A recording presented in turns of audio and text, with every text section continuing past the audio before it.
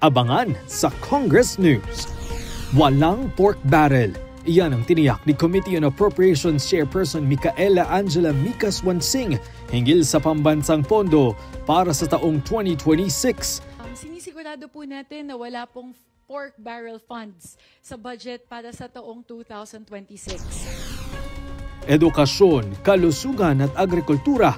Yan ang tinutukan ng Kamara na mapaglaanan ng binaklas na pondo sa DPWH ayon kay Representative Micaela Wansing.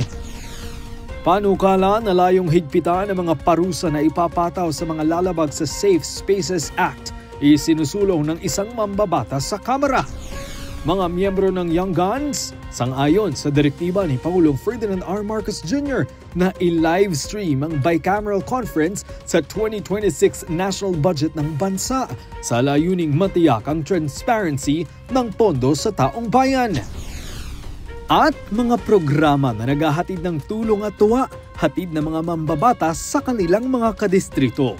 Tutukan lahat ng yan mamayang 5:30 ng hapon dito lang sa Congress TV at IBC.